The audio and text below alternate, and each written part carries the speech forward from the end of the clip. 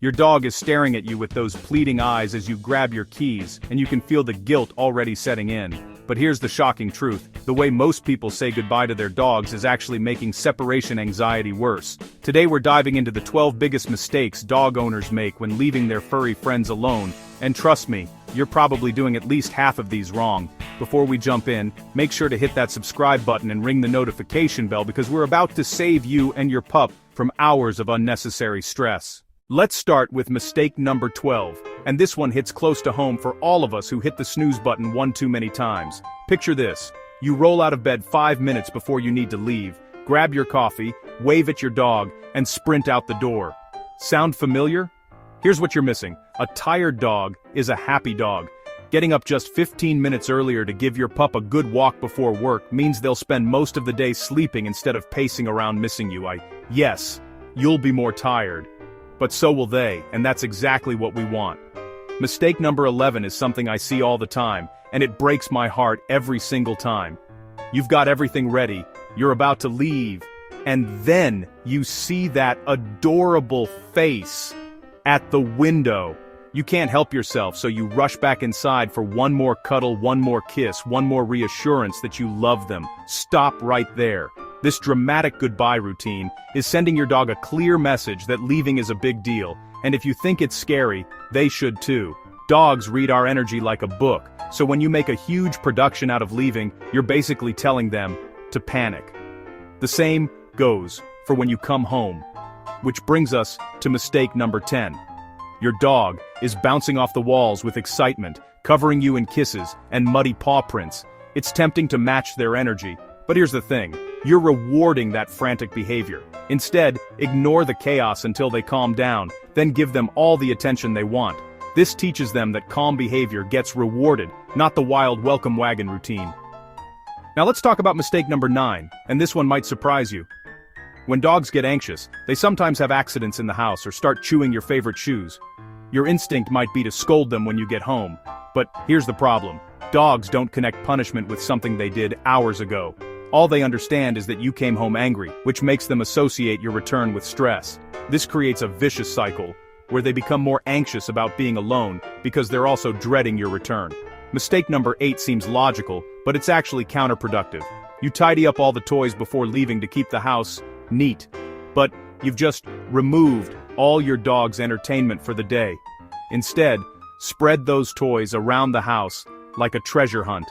Add some puzzle feeders, hide treats in different rooms, and rotate toys daily to keep things interesting. A bored dog is a destructive dog, so give them plenty of mental stimulation. Here's mistake number 7 that most people never consider: not providing a safe space.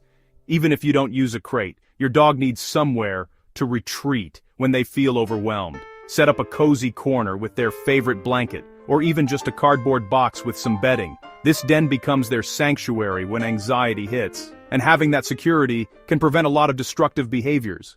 Mistake number 6 is so simple it's embarrassing: forgetting to open the curtains. Natural light makes a huge difference in your dog's mood, plus an open window gives them entertainment. They can watch people walking by, spot birds and squirrels, or just enjoy a sunny nap spot.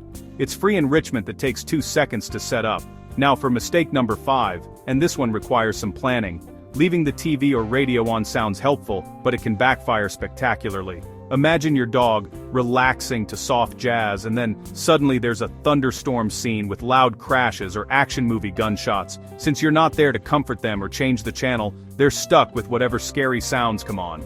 If you want background noise, cue up a specific playlist or calming dog TV programs that won't have sudden scary sounds. Mistake number 4 is trying to go from 0 to 8 hours alone overnight. Your dog needs gradual training to handle long periods by themselves. Start by leaving the room for 5 minutes, then 10, then 20, building up slowly over several days or weeks. Use a consistent phrase like, "I'll be back," so they start to understand this isn't abandonment, it's temporary. This gradual approach builds confidence instead of trauma. Here's mistake number 3 that working dog parents often overlook: inconsistent schedules. Dogs are incredibly good at telling time, and they find huge comfort in routine. If you usually come home at 5:30, they'll start getting excited around 5:15. But if your schedule is completely random, they never know when to expect you, which keeps their anxiety levels constantly elevated. Try to maintain roughly the same schedule when possible. Mistake number 2 seems caring, but it's actually harmful, leaving a giant bowl of food for the day. Dogs have evolved with feast or famine instincts from their wolf ancestors. Given access to lots of food, they'll often gorge themselves until they're sick rather than rationing it sensibly. Instead, use puzzle feeders, hide small portions around the house, or give them food dispensing toys that make them work for their meals. This keeps them entertained longer and prevents overeating. And here's the biggest mistake of all. Number 1, ignoring your dog when they're crying or barking as you try to leave. Some trainers recommend the cry it out method, claiming you'll reinforce their anxiety if you respond. This is completely wrong and can make separation anxiety much worse. When your dog is panicked and you don't respond, they assume they need to get louder to get your attention. Instead, go back inside, calmly reassure them, wait for them to settle, then try again.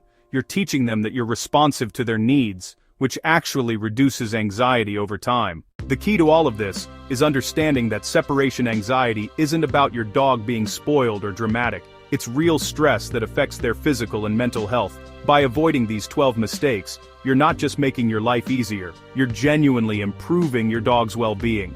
Remember, every dog is different, so be patient as you implement these changes. Some dogs adapt quickly, while others need more time and support.